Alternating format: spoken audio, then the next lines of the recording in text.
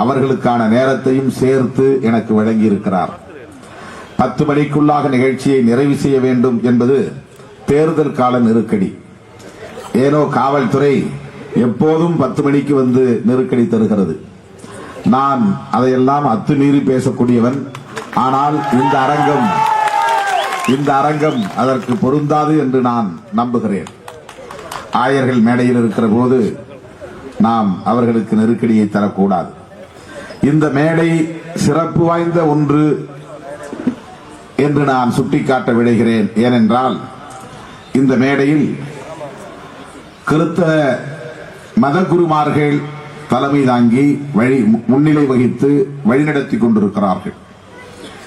மோடியும் அமித்ஷாவும் என்ன கணக்கு போட்டார்கள் என்றால், முஸ்லிம்களும் கிறிஸ்தவர்களும் இந்திய அளவில் ஒன்று சேர்ந்து விடக்கூடாது, ஒருங்கிணைந்து விடக்கூடாது, சிறுபான்மை சமூகத்தினரை ஒரே நேரத்தில் ஓரணியில் திரளுவதற்கு இடம் தந்துவிடக் கூடாது என்று சூழ்ச்சி செய்து சிஏஏ சட்டத்தில் முஸ்லிம்களை மட்டும் தனிமைப்படுத்துகிற ஒரு முயற்சியை மேற்கொண்டார்கள். அந்த சதித்திட்டத்தை புரிந்து கொண்டதால் ஆண்டகை பெருமக்கள் இந்த மேடைக்கு வந்திருக்கிறார்கள். உங்கள் சூழ்ச்சிக்கு நாங்கள் பலியாக மாட்டோம். கிறிஸ்தவர்களும் இஸ்லாமியர்களும் இதர ஜனநாயக சக்திகளும் ஒரே மேடையில் நின்று உங்களை வேறறுத்து விரட்டி அடிப்போம் என்று எச்சரிக்கை விடுக்கக்கூடிய வகையில் இந்த மேடையில் கிறிஸ்தவ மதகுருமார்களும் அமர்ந்திருக்கிறார்கள். இது வேறு எந்த மேடைக்கும் இல்லாத சிறப்பு. நான் கூட இந்த நிகழ்ச்சிக்கு வர முடியாத ஒரு நெருக்கடியில் தான் இருந்தேன். அண்ணன் ஹென்றி டிஃபன் அவர்கள் இன்று காலை தொடர்பு கொண்டு, தயவு கூர்ந்து வராமல் இருந்து விடாதீர்கள், இந்த மேடையில் உங்களுடைய குரல் ஒலிக்க வேண்டும், கிறிஸ்தவ பாதிரிமார்கள் உட்பட ஆண்டகை பெருமக்கள் உட்பட பலரும் வருகிறார்கள் என்று எனக்கு நினைவூட்டினார். ஆகவே நாகர்கோவிலுக்காக நான் கொடுத்த தேதி இன்றைக்கு ஒரு ஜமாத் சபையின் சார்பிலே என்னிடத்தில் ஒப்புதல் பெற்றிருந்தார்கள். அண்ணன் ஜவாஹருல்லா அவர்கள் இந்த நிகழ்வின் சிறப்பை சுட்டிக்காட்டி இதில் பங்கேற்க வேண்டும் என்று கேட்டுக்கொண்டார். அந்த வகையில் நான் பெருமைப்படுகிறேன். அனைத்து ஜனநாயக சக்திகளும் ஒரே மேடையில் நாம் இருக்கிறோம். இது நெல்லையிலிருந்து இந்தியா முழுவதும் விரைவி பரவ வேண்டும். கிறிஸ்தவர்களும் இஸ்லாமியர்களும் இதர ஜனநாயக சக்திகளும் ஓரணியில் திரள வேண்டும். மோடியும் அமித்ஷாவும் என்ன நினைத்தார்கள்?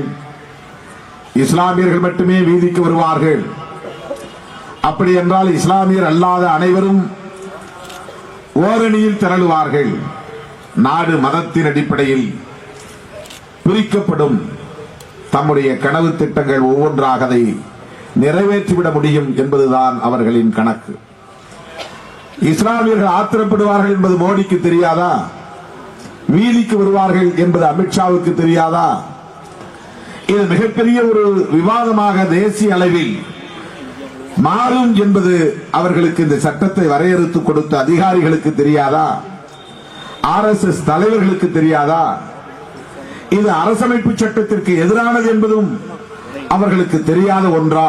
எல்லாம் தெரிந்தே செய்தார்கள், வேண்டுமென்றே செய்தார்கள். இஸ்லாமியர்களை மட்டும் தனிமைப்படுத்த வேண்டும் என்பது முதல் செயல் திட்டம். இதனால் கிறிஸ்தவர்களின் மீது அவர்களுக்கு கரிசனம் வந்துவிட்டது என்று பொருள் அல்ல. சொல்ல போனால் அவர்களுக்கு மிகப்பெரிய கோபமே கிறிஸ்தவர்கள் மீதுதான். வெள்ளையர்களின் ஆட்சி இங்கே வந்த பிறகுதான் சனாதனத்தின் மீது சம்மட்டி அடி விழத் தொடங்கியது. ஒவ்வொரு அடியாக விழுந்தது. வெள்ளையர்களின் பிரிட்டிஷாரின் ஆட்சி காலத்தில் தான் ஏழை எளிய மக்களின் குடியிருப்பு பகுதிகளுக்குள் கல்விக்கூடம் வந்தது. தலித் மக்களின் குடியிருப்புகளாக இருந்தாலும், மீனவ பெருங்குடி மக்களின் குடியிருப்புகளாக இருந்தாலும், ஏழை எளிய மக்களுக்கு பள்ளிக்கூடத்தை கட்டி கல்வியை தர தொடங்கியது பிரிட்டிஷ் ஆட்சியில்தான். தீண்டாமைக்கு எதிரான சட்டங்களை கொண்டு வந்தது, பெண்களுக்கு எதிரான சட்டங்களை கொண்டு வந்தது, சனாதன சட்டங்கள். அந்த சட்டங்களுக்கு எல்லாம் எதிராக ஒரு சுதந்திரத்தை வழங்கக்கூடிய சட்டத்தை கொண்டு வந்தது பிரிட்டிஷ் ஆட்சி. சனாதனத்தின் கட்டுப்பாட்டுக்குள் இருந்த இந்த தேசத்தில் மிகப்பெரிய ஒரு நிகழ்வை ஏற்படுத்தியது பிரிட்டிஷ் ஆட்சி. ஆங்காங்கே மக்கள் கிறிஸ்துவத்தை தழுவத் தொடங்கினார்கள். அதனால் இவ்வளவு காலமும் இருந்த சனாதன இறுக்கம் தளரத் தொடங்கியது, நெகிழத் தொடங்கியது, ஆட்டம் காணத் தொடங்கியது. இன்றைக்கும் நாள்தோறும் கிறிஸ்தவ மதத்திற்கு மக்கள் மாறிக்கொண்டே இருக்கிறார்கள்.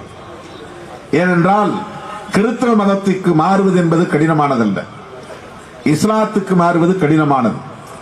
இஸ்லாத்துக்கு மாறினால் அவ்வளவுதான், சாதியை தூக்கி கொண்டு வர முடியாது.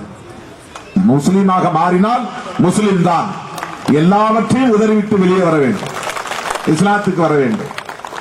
எல்லா கலாச்சாரத்தையும் கழுவிவிட்டுத்தான் வர வேண்டும்.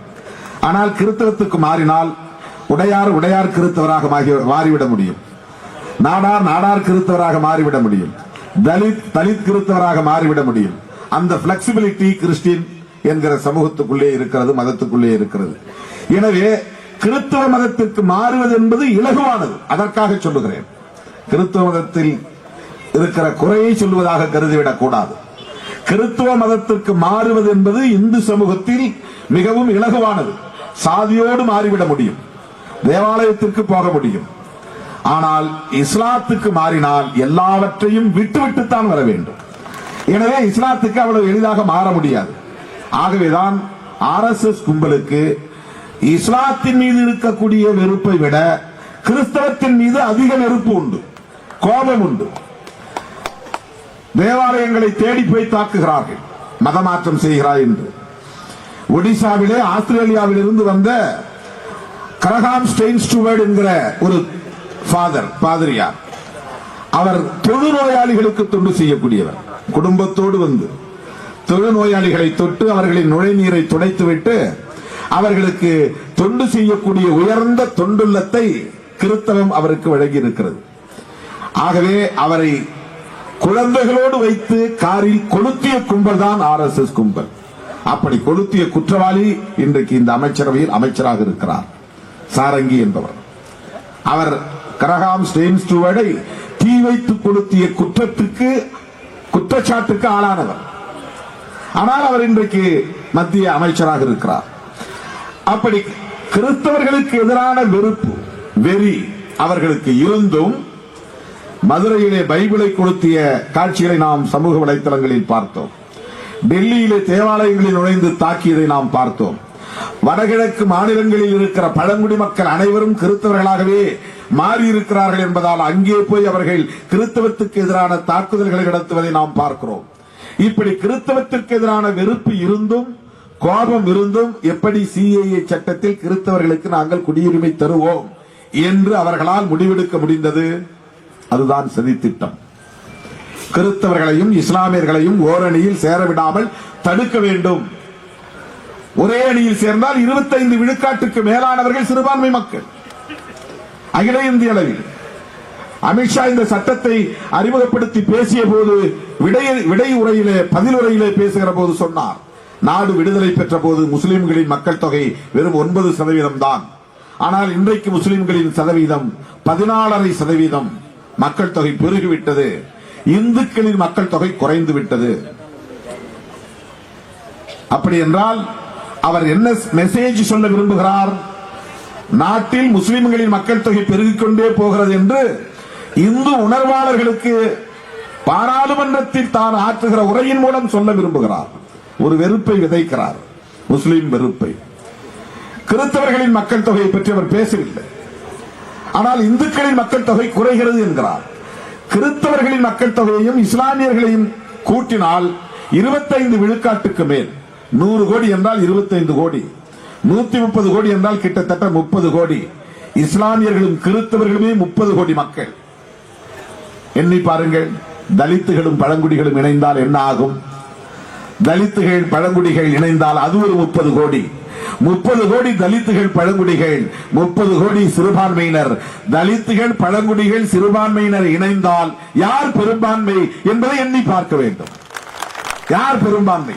அதிலே சீக்கியர்களை இணைத்துக் கொள்ளுங்கள், அதிலே ஜெயின்ஸ் சமணர்கள், அதிலே பௌத்தர்கள், அதிலே பார்சிகள். யாரென்றால் அவர்கள் எல்லாம் நான் இந்துஸ், யாரும் இந்துக்கள் இல்லை. அப்படி கணக்கு போட்டு பார்த்தால் இந்துக்கள் இந்த இந்திய தேசத்தில் சிறுபான்மை. இதுதான் RSS கும்பலை அச்சுறுத்துகிறது. ஆகவே மத ரீதியாக இந்த மக்களை பிளவுபடுத்த வேண்டும். அதற்கு இவர்களுக்கு கிடைத்த ஒரே துருப்புச் சீட்டு இஸ்லாமியர் வெறுப்பு.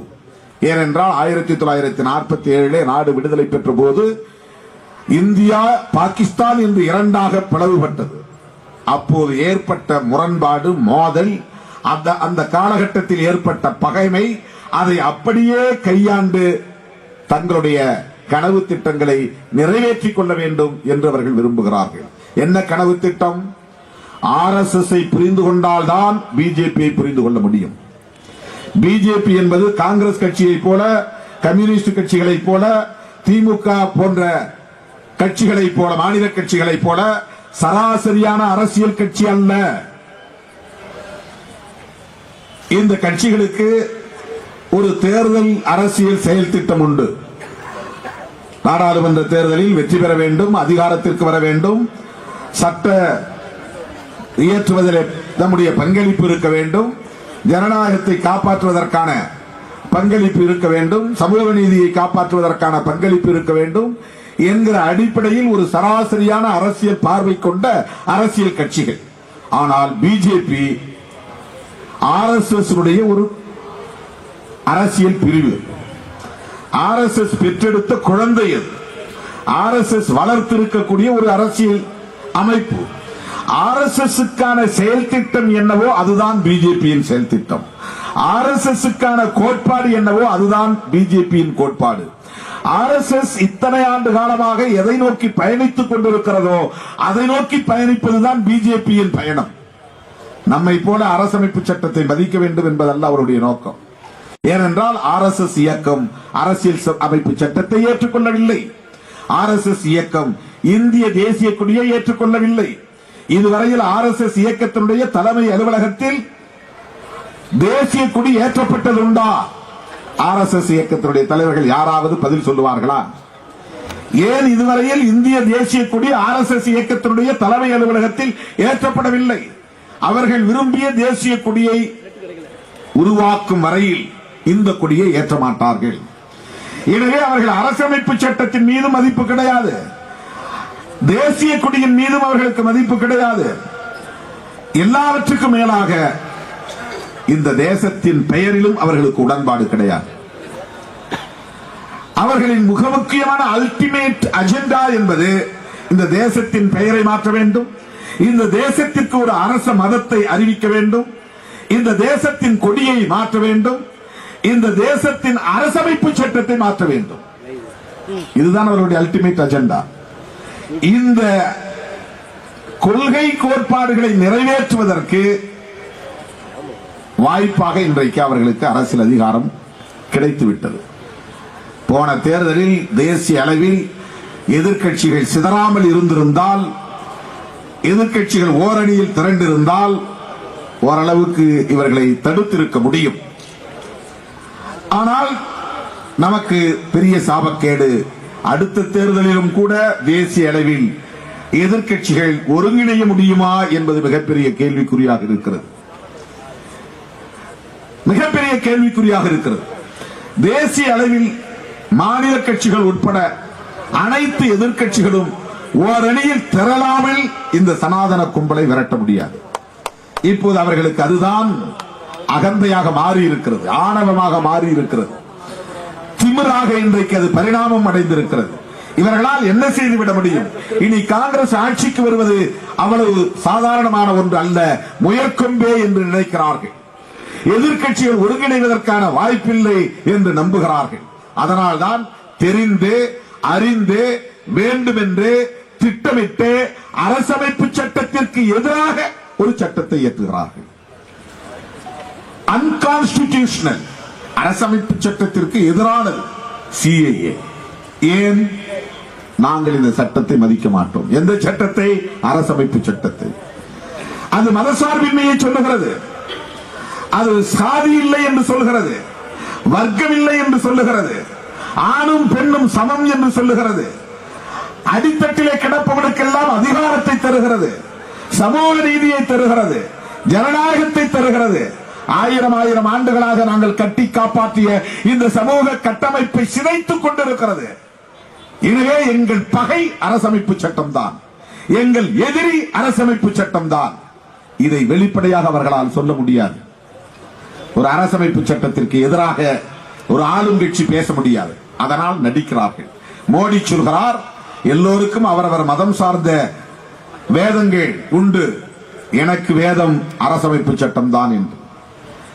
அவர் பதவியேற்கிற போது அரசமைப்பு சட்டத்தின் பிரியம்பிளை போய் தொட்டு கும்பிட்டு விட்டு பதவியேற்கிறார். இவை அனைத்தும் நடிப்பு. ஆனால் அவர்களின் உண்மையான எதிரி அரசமைப்பு சட்டம் தான். அதுதான் இந்தியாவின் பெயரை மாற்றுவதற்கு தடைக்கல்லாக இருக்கிறது. இந்து ராஷ்டிரம் அல்லது இந்துஸ்தான், அதுதான் தடைக்கல்லாக இருக்கிறது. இந்தியாவுக்கு ஒரு அரச மதத்தை அறிவிக்க வேண்டும், அதுதான் தடுக்கிறது. இந்தியாவினுடைய தேசிய கொடியை மாற்ற வேண்டும், அதுதான் தடுக்கிறது. வர்ணாசிரம கட்டமைப்பை காப்பாற்ற வேண்டும், அதுதான் தடுக்கிறது. சமூக நீதியை அழித்தொழிக்க வேண்டும், அதுதான் தடுக்கிறது. மேல் சாதி கீழ் சாதி என்கிற வேறுபாடுகளை அப்படியே பாதுகாக்க வேண்டும், அதுதான் தடுக்கிறது. ஆணுக்கு கட்டுப்பட்டவள் தான் பெண், அவளுக்கு கல்வி கூடாது, அதிகாரம் கூடாது, அவளுக்கும் தீட்டு உண்டு, அவள் வீட்டுக்கு வெளியேதான் 3 நாள் அமர்ந்திருக்க வேண்டும். இவை அனைத்துக்கும் முட்டுக்கட்டை போடுவது அரசமைப்பு சட்டம் தான். எனவே அரசமைப்பு சட்டத்தை தூக்கி எறிந்துவிட்டு புதிய அரசமைப்பு சட்டத்தை எழுத வேண்டும். புதிய common civil code, family laws, எல்லோருக்கும் பொதுவான ஒரு அரசு, ஒரு குடும்ப சட்டம், common civil code. Common civil code எழுத வேண்டுமானால் அதிகாரத்தை தக்க வைத்துக் கொள்ள வேண்டும். புதிய அரசமைப்பு சட்டத்தை எழுத வேண்டுமானால் அதிகாரத்தை தக்க வைத்துக் கொள்ள வேண்டும். இந்த நாட்டின் பெயரை மாற்ற வேண்டுமானால் அதிகாரத்தை தக்க வைத்துக் கொள்ள வேண்டும். அதிகாரத்தை தக்க வைத்துக் கொள்ள வேண்டுமானால் முஸ்லிம் அல்லாத அனைவரையும் ஓரணியில் திரட்ட வேண்டும். அதற்காக மதவெறியை ஊட்ட வேண்டும். மதவெறியை எப்படி நாம் எல்லோரும் இந்து இந்து என்று சொன்னால் சேரமாட்டேன் என்கிறான். நம்முடைய எதிரி முஸ்லீம் முஸ்லீம் என்று சொன்னால் தான் சேருவான். இவர்கள்தான் மதமாற்றுகிறார்கள், இவர்கள்தான் இந்த தேசத்திற்கு விரோதிகள், இவர்கள்தான் பயங்கரவாதிகள், இவர்களால் தான் நாட்டின் ஒற்றுமை சீர்குலைகிறது. இவர்கள் பாகிஸ்தானுக்கு ஆதரவாக நிற்கிறார்கள். பார்த்தீர்களா? பாகிஸ்தானிலிருந்து குடியேறியவர்களுக்காகத்தான் அவர்களை எதிர்த்துதான் நாம் சட்டம் இயற்றினோம். ஆனால் இந்தியாவில் இருக்கிற முஸ்லிம்கள் எல்லாம் பாகிஸ்தானிலிருந்து சட்டவிரோதமாக குடியேறிய முஸ்லிம்களுக்காக போராடுகிறார்கள். இந்த முஸ்லிம்கள் இந்திய நாட்டை சார்ந்தவர்களா, தேசப்பற்றுள்ளவர்களா? இப்படி நமக்கு எதிரான வெறுப்பை விதைத்து விதைத்து மதத்தின் அடிப்படையில் இந்துக்களையும் இந்துக்கள் அல்லாத முஸ்லிம் அல்லாத பலரையும் ஒருங்கிணைக்க வேண்டும் என்கிற முயற்சியின் அடிப்படையில் தான் தோழர்களே மதத்தை அளவுகோலாக கொண்டு சட்டத்தை இயற்றியிருக்கிறார்கள். சிஏஏ சட்டம், என்பிஆர் ஒரு நடைமுறை. என்பிஆர் தேவையில்லை. ஏன் அதை செய்கிறார்கள்? இந்த விவாதம் நடக்க வேண்டும் என்பதற்காகத்தான்.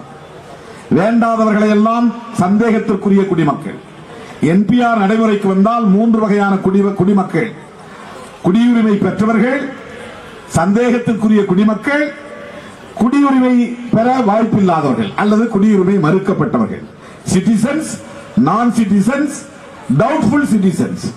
இந்த டவுட்ஃபுல் சிட்டிசன்ஸ் இது முஸ்லிம்களை மட்டுமல்ல, அனைத்து தரப்பு மக்களையும் குறிவைக்கக்கூடிய ஒரு கேட்டகரி.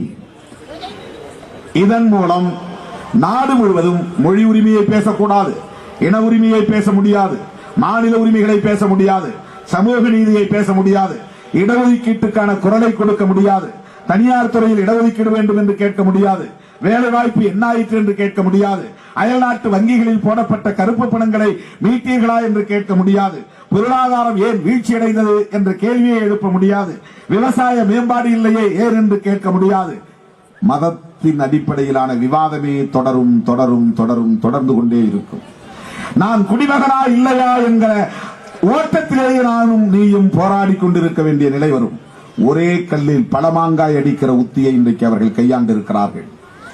சனாதனத்திற்கு எதிராக வெளிப்படையாக யாராலும் பேச முடியாது. இது இந்துத்துவம் என்று சொல்ல முடியாது, இந்து ராஷ்டிரம் என்று சொல்ல முடியாது. இந்துக்களுக்கு எதிராக பேசுகிறார்கள் என்று முத்திரை குத்தி விடுவார்கள் என்று அரசியல் கட்சிகளுக்கு செக் மேட். திருமாவளவன் பேசுவதை போல எல்லா அரசியல் கட்சியும் பேச முடியாது. எதற்காக சொல்லுகிறேன் என்றால், இந்துக்களை பகைத்துக் கொள்ளக்கூடாது என்கிற ஒரு நெருக்கடி. இந்துத்துவம் என்றாலும் பார்த்தீர்களா இவர்கள் இந்துக்களுக்கு எதிரி. பார்ப்பனியம் என்றாலும் பார்த்தீர்களா அவர்கள் பார்ப்பனியம் என்று சொல்லுவதே இந்துத்துவத்தை தான் சொல்லுகிறார்கள். எனவே இடதுசாரிகள் இந்துக்களுக்கு எதிரி, திமுக இந்துக்களுக்கு எதிரி, காங்கிரஸ் இந்துக்களுக்கு எதிரி. எனக்கு எலெக்ஷன் பத்தி கவலை இல்லை, அதனால நான் பேசுறேன். இருந்தாலும் ஒண்ணு இல்லைனாலும் ஒண்ணு. நாம குட்டி கட்சி, ஆனால் தேசிய பார்வை உள்ள கட்சி, சமூக அக்கறை உள்ள கட்சி, சமூக நீதி பார்வை உள்ள கட்சி, ஜனநாயகத்தை காப்பாற்ற வேண்டும் என்கிற பொறுப்புள்ள கட்சி. அதனால்தான் தேர்தலுக்கு முன்பே தேசம் காப்போம் மாநாடு நடத்தினோம். ஓராண்டுக்கு பிறகு தேசம் காப்போம் பேரணி நடத்தினோம். பல லட்சம் சிறுத்தைகள் பங்கேற்ற பேரணி. ஏன் முஸ்லிம்களை தனிமைப்படுத்த விட மாட்டோம். இரண்டாவது, அரசமைப்பு சட்டத்தை சிதைக்க விட மாட்டோம். இரண்டே மெசேஜ். அரசமைப்பு சட்டத்தை சிதைக்க விட மாட்டோம், முஸ்லிம்களை தனிமைப்படுத்த விட மாட்டோம். தோழர்களே, நாடு ஆபத்தான சூழலில் சிக்கி கிடக்கிறது. டெல்லி வன்முறையை பற்றி பேச வேண்டும் என்கிற அடிப்படையில் தோழர் பிரிட்டோ சுட்டிக்காட்டினார். 10 கடந்து விட்டது, 1 நிமிடத்தில் முடிக்கிறேன். டெல்லி வன்முறை குஜராத் மாடல் என்று அறிக்கை விட்டது விடுதலை சிறுத்தைகள் கட்சி. குஜராத் மோடியும் அமித்ஷாவும் கூட்டாளிகளாக இருந்து முதலமைச்சர் உள்துறை அமைச்சராக இருந்து கொண்டு நடத்திய வன்முறை வெறியாட்டம். 3000 பேர் படுகொலை செய்யப்பட்டார்கள். ஒரு முஸ்லிம் பெண்ணின் கற்பத்தில் இருந்த சிசுவை எடுத்து வெட்டி படுகொலை செய்த கொடுமையை அங்கே நிகழ்த்தி காட்டினார்கள். அதே போன்றதொரு செயல் திட்டத்தை வரையறுத்துதான் வடகிழக்கு டில்லியிலே இந்த வன்முறையை அவர்கள் நடத்தியிருக்கிறார்கள். காவல்துறை அலட்சியமாக வேண்டாம், இல்லை. காவல்துறையை உள்துறை தான் கட்டுப்பாட்டில் வைத்திருக்கிறது. உள்துறையை அமித்ஷா தான் வைத்திருக்கிறார். எனவே காவல்துறை அமைதியாக இருக்கிறது என்றால் அது அமித்ஷாவின் கட்டளை. காவல்துறை வேடிக்கை பார்த்தது என்றால் அது அமித்ஷாவின் கட்டளை. ஆகவே திட்டமிட்டு நடந்த வன்முறை வெறியாட்டம் அது. இஸ்லாமியர்களை படுகொலை செய்திருக்கிறார்கள். இது குறித்து 5 நாட்கள் தொடர்ந்து நாடாளுமன்றத்திலே விவாதிக்க வேண்டும் என்று பிடிவாதமாக எதிர்க்கட்சிகள் அனைத்தும் ஒருங்கே நின்று ஒருமித்த குரல் எழுப்பினோம். தினந்தோறும் முடங்கியது மக்களவை. ஆனால் பேசுவதற்கு அவர்கள் இடம் கொடுக்கவில்லை. 7 காங்கிரஸ் எம்பிக்களை இடைநீக்கம் செய்திருக்கிறார்கள். அடுத்து 11ஆம் தேதி மக்களவை கூடுகிறது. மறுபடியும் அதைத்தான் நாம் பேச போகிறோம். வேற டிஸ்கஷனே கூடாது. அமித்ஷா ராஜினாமா செய்ய வேண்டும். டெல்லி படுகொலை குறித்து விவாதிக்கப்பட வேண்டும். இதுதான் இன்றைக்கு நாங்கள் மக்களவையிலே தொடர்ந்து வலியுறுத்தி வருகிற கோரிக்கை. எனது அருமை தோழர்கள் இங்கே பேசும்போது சொன்னார்கள், நெல்லை முபாரக் உட்பட இது 2வது விடுதலை போர். பிரிட்டிஷ் ஏகாதிபத்தியத்தை எதிர்த்து நடந்த விடுதலை போராட்டத்தில் இஸ்லாமியர்களின் பங்களிப்பு என்ன என்பதை மணிக்கணக்கிலே பேசலாம். அன்றைக்கு எல்லா மதத்தை சார்ந்தவர்களும் எல்லா இனத்தை சார்ந்தவர்களும் சேர்ந்து போராடினோம். இன்றைக்கு இந்தியர்களுக்குள்ளேயே நின்று சனாதன சக்தியிடமிருந்து இந்த நாட்டை மீட்பதற்கான 2ஆம் விடுதலை போர். இந்த 2ஆம் விடுதலை போரில் அனைத்து தரப்பு ஜனநாயக சக்திகளையும் ஒருங்கிணைப்போம். இது வெறும் முஸ்லிம்களுக்கு எதிரான கொடுமை அல்ல, முஸ்லிம்களுக்கு எதிரான சதி திட்டம் அல்ல. 2000 ஆண்டுகளுக்கு முந்தைய சனாதன சமூக கட்டமைப்பை இங்கே மீண்டும் நிறுவுவதற்கு துடிக்கிறார்கள். பெண்களை அடிமைப்படுத்த துடிக்கிறார்கள். சாதிய முரண்பாடுகளை கட்டி காப்பாற்ற துடிக்கிறார்கள். மேல் சாதி கீழ் சாதி, மேல் வருணம் கீழ் வருணம் என்கிற வர்ணாசிரம கட்டமைப்பை நிலைநாட்டுவதற்கு துடிக்கிறார்கள். மதத்தின் பெயரால் இந்த நாட்டை பிளவுபடுத்த, மக்களை பிளவுபடுத்த சூழ்ச்சி செய்கிறார்கள். இந்த சனாதன சதிகார கும்பலிடமிருந்து நாட்டை காப்பாற்றுவதற்கு ஜனநாயக சக்திகளே கைகோர்ப்போம்.